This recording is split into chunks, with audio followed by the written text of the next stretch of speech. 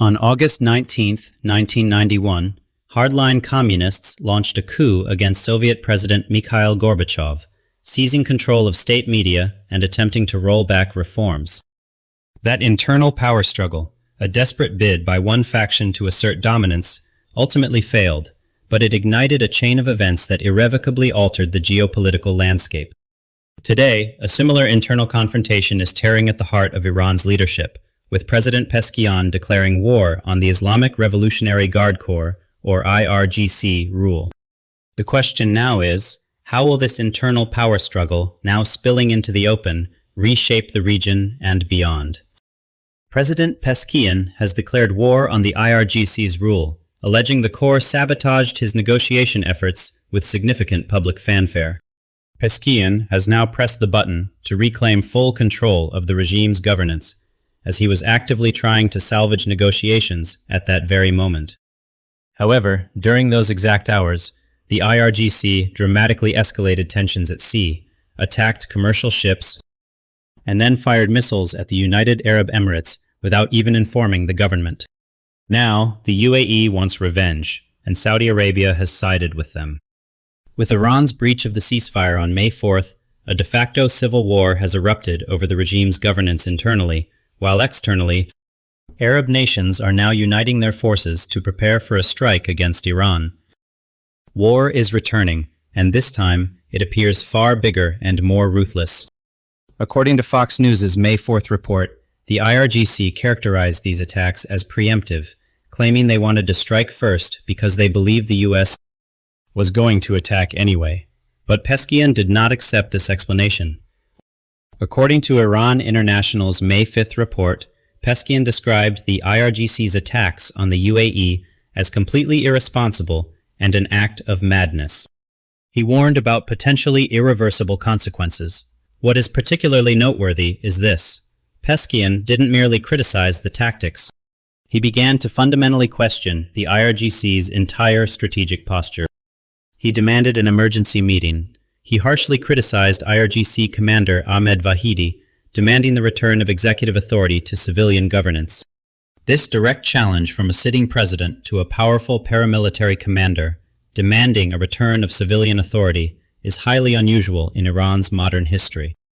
It signals a profound and public fracture within the regime's highest echelons, moving beyond policy disagreements to a fundamental struggle for control. According to Iran International, Vahidi and other IRGC commanders directly rejected this demand. This rejection may indicate that the rift between civilian governance and the military wing in Iran has become too deep to conceal any longer. Peskian is advocating for diplomacy. The IRGC is imposing war. While the president makes near-desperate calls for the regime not to attack its Gulf neighbors, the IRGC has moved in the exact opposite direction. This is where the IRGC's uncontrolled move shattered the patience that had been building in the Gulf for a long time. The Gulf Arab states had been turning a blind eye to Iran's gangsterism in Hormuz for years. They had tried to create their own bypass routes through peaceful solutions, and they succeeded. Billions of dollars worth of infrastructure, like the UAE's ADCOP pipeline and Saudi Arabia's Yanbu line, had been built to bypass Hormuz entirely. But Iran once again struck at the Gulf Arab states' most sacred asset. The Fujairah oil terminal went up in flames. This was the only major bypass route that enabled the UAE to export oil without going through Hormuz, and Iran deliberately targeted it. According to the UAE Ministry of Defense's May 5th statement, a total of 549 ballistic missiles, 29 cruise missiles, and 2,260 unmanned aerial vehicles had been intercepted. 227 people were injured. This was the final drop that overflowed the cup. The words of the Fujairah Emir's advisor were far harsher. By God, what the U.S. and Israel started but couldn't finish, we, the United Arab Emirates, will do. We Arabs will bring Iran's end. This declaration of intent, promising to finish what major powers could not, marks a significant departure from previous Gulf responses to Iranian aggression. It suggests a newfound resolve and a willingness to act independently, indicating a fundamental shift in regional power dynamics and a potential redefinition of deterrence. The UAE Ministry of Education announced remote learning for all schools starting May 5th. Civil defense protocols were raised to the highest level. The UAE Ministry of Foreign Affairs stated that it reserves the right to a full and legitimate response. This may no longer be about rhetoric. The transition to action may have already begun, and the UAE is not alone in this rage. Saudi Crown Prince MBS held an urgent phone call with the UAE president, stating, "We condemn and strongly reject the unjust Iranian attacks targeting our brother UAE."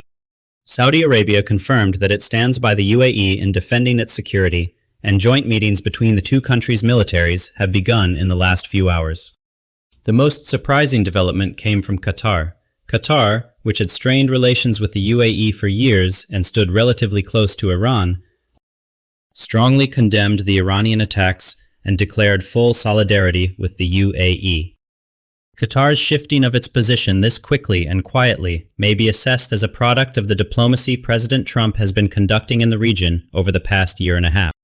Bahrain officially declared a national emergency and suspended flights. Qatar and the UAE issued NOTAMs, introducing limited restrictions to their airspaces. And the most critical dimension of the coalition, the UAE, Qatar, and Bahrain signaled their willingness to join an independent war against Iran in their own waters without the US. And Israel. This could be a game changer. Until now, this war was being framed as Trump's war or Israel's war.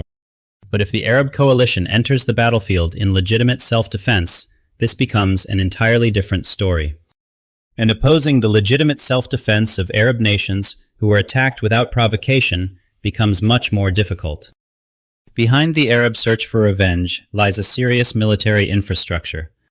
According to Chatham House's March 2026 analysis, the Royal Saudi Air Force operates 449 aircraft, including advanced F-15 variants, Eurofighter Typhoons, and Tornadoes.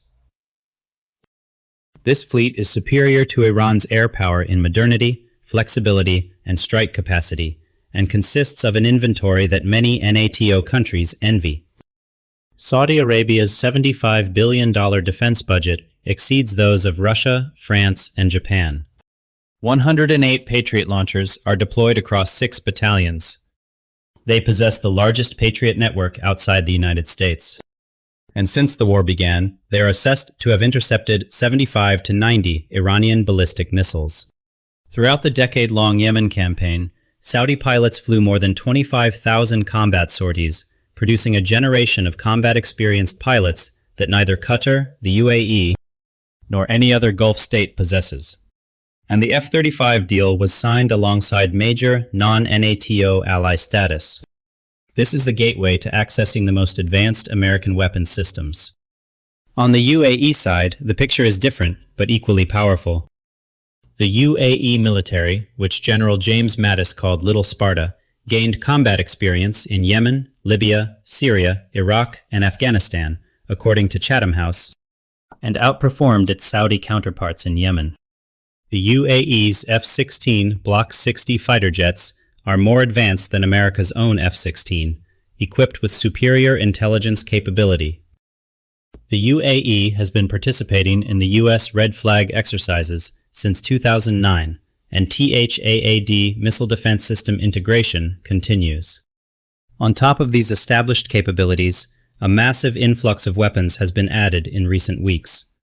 According to Al-Azhar's May 3rd report, the U.S. approved an $8.6 billion emergency arms sale providing Patriot systems, APKWS guided rockets, and advanced radar systems to Qatar, the UAE, Kuwait, and Israel. The Trump administration bypassed congressional review using emergency authority. And perhaps the most striking dimension may be the cooperation established with Ukraine. According to Reuters' April 15th report, President Zelensky signed a 10-year drone deal agreement with the UAE, Saudi Arabia, and Qatar. More than 200 Ukrainian experts were sent to the Gulf, and training and joint production facilities against Iranian Shahed drones were established. Counter-drone systems, interceptor drones, electronic warfare technologies, and the SkyMap system were activated. The direct transfer of Ukraine's asymmetric defense experience honed over 2 years of war with Russia, to Gulf militaries, represents a novel and potent strategic development. This collaboration directly targets Iran's long-standing drone superiority, potentially neutralizing a key component of its regional projection of power. On the U.S. side, the flow of forces is not stopping. Super Hornets are launching from the USS Abraham Lincoln aircraft carrier. Cargo planes, tanker fleets, and fighter jets continue to flow toward the Middle East. When this military picture is assessed as a whole, Saudi and UAE air power, layered Patriot Thaad defense, Ukrainian drone technology, U.S. weapons flow, and combat-experienced pilots, Gulf countries' deterrence against Iran appears to be higher than ever. And Iran has neither a navy left to counter this, nor air power, nor air defense. The IRGC's attacks were not limited to the Gulf. The South Korean-flagged HMM Namu was struck near Hormuz, and 2 British cargo ships sustained damage to their engine rooms. According to Reuters' May 5th report, South Korea launched an investigation, and President Trump requested support from Seoul. South Korea's potential logistics or intelligence contribution could strengthen the Arab coalition and open a new front against asymmetric threats. According to The Guardian, British Prime Minister Starmer has been silent for more than 30 hours. But the UK's participation in maritime security operations or intelligence sharing could partially secure Hormuz traffic. If this ally expansion materializes, Hormuz security transforms from a regional issue into a global one and corners Iran even further. There may be several critical scenarios on the table for the coming hours and days. First scenario. The UAE carries out a symbolic retaliation, firing a missile at a military base or missile launcher inside Iran.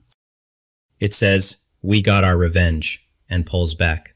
The meetings held tonight between Saudi and UAE militaries may be discussing exactly this option, but there is a critical factor here: President Trump. It is highly likely that President Trump has told Saudi Arabia and the UAE, "Not now. We are in control. Don't ruin the plan." The Americans are strangling the regime through the blockade, and this is the exact reason the IRGC is going mad, because they have no other options left.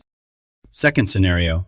As CNN sources reported on May 4th, U.S.-Israeli strikes resume against military targets inside Iran within the next 24 hours. The Israeli military is already on high alert. This time, targets could extend to nuclear facilities in Isfahan and military infrastructure in Bushehr. The fact that evacuation orders were issued for refineries in southern Iran indicates that Iran is also worried about this scenario. Third scenario. The Arab coalition acts in coordination with the U.S. and Israel. UAE and Saudi air power strikes fixed targets inside Iran: ports, missile ramps, radar stations. According to Chatham House's analysis, Iran's air defenses have already been heavily damaged by the U.S. and Israel, which makes hitting fixed targets more feasible for Saudi F-15s and UAE F-16s. And the IRGC has no conventional force left to counter this massive coalition. As Trump put it, all they have left are small boats. But the IRGC's calculation may also need to be understood. The regime experiences internal conflict during ceasefire, but finds unity during war. The blockade is slowly killing the regime. They can't surrender. They can't maintain the status quo. The only option left for the IRGC is war. And in war, they hope to outlast the enemy by hiding and dragging things out. But there is no counterpart across from them who will give up. Trump, Netanyahu, MBS, and now the Arab coalition. None of these actors fit the profile of someone who would step back. Peskian's effort to restrain the IRGC does not appear realistic. The IRGC holds the weapons, intelligence, and operational control. Peskian has only rhetoric. The prospect of this internal conflict shifting in favor of the civilian wing in the short term is assessed as an extremely low probability given the power balance on the ground. Iran tried to light a fire abroad to extinguish the flames at home, but the wind turned. And now those flames, Peskian's rebellion from within, the Arab coalition's rage from without, have engulfed the regime more powerfully than ever. Iran may be at the most critical breaking point in its history. Inside, the president has declared war on the IRGC, but the IRGC is not listening. Outside, the Arab world has united. They now want full revenge. Behind them stand Saudi F-15s, the UAE's Little Sparta, $8.5 billion in American weapons, and Ukraine's drone shield. And Iran has no conventional force left to counter this massive coalition. War has come back, and this time Iran is alone, cracked on the inside, under siege on the outside. Let's take a step back to grasp the true meaning of what is happening.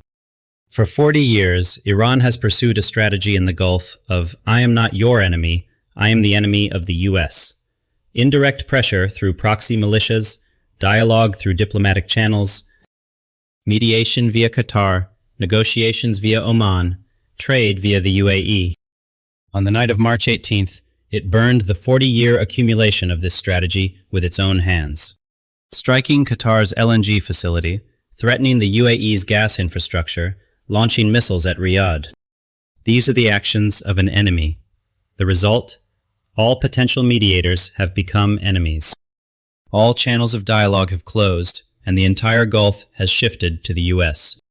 Camp. Just a few months ago, Qatar was hosting US negotiations with the Taliban, ceasefire talks between Hamas and Israel, and nuclear talks between Iran and the West. Now, this entire mediation channel has closed. Pakistan has deployed 15,000 troops to Saudi Arabia. Iran's eastern neighbor is now on Riyadh's side. Turkey participated in the consultation meeting in Riyadh. Egypt, Jordan, and Syria are at the same table. Russia calls itself a loyal friend, but offers no concrete support, no air defense transfers, no military aid, and no veto attempt at the UN. China remains silent.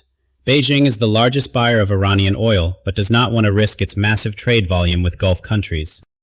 Iran's international isolation runs even deeper than its military defeat.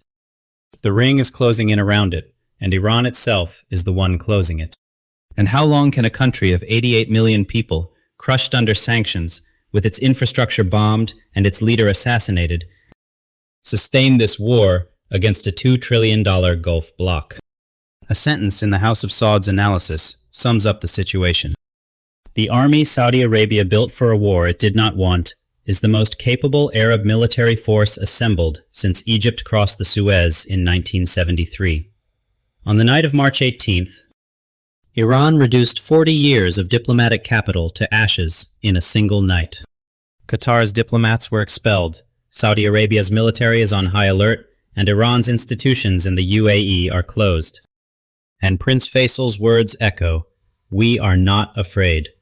Iran's Madman operation caused $20 billion in damage overnight, but in return, it lost 40 years of Arab bridges, shut the diplomatic doors of 6 countries, turned a $600 billion Saudi arsenal against itself, and most importantly, it built with its own hands the US-led coalition that NATO rejected but the Gulf accepted. Tehran believed its Madman strategy would force the world into a ceasefire. The opposite happened. Instead of retreating out of fear, the Gulf lined up alongside the US. The cost of desperation is always far beyond what is calculated. Saudi Arabia's next move, whether a retaliatory strike, a coordinated operation with the US, or geo-economic strangulation, will determine not only the course of the war with Iran, but also the shape of the Middle East's power balance for a generation. The Gulf's most expensive military, richest economy, and largest arsenal are now focused on a single target. And Prince Faisal's final words serve as a reminder to all parties. How many days do they have? I won't be telegraphing that. The evidence points to Iran having maneuvered itself into an inescapable strategic trap, with its own actions laying the foundations for an unprecedented Arab unity and a comprehensive regional siege that now threatens its very existence.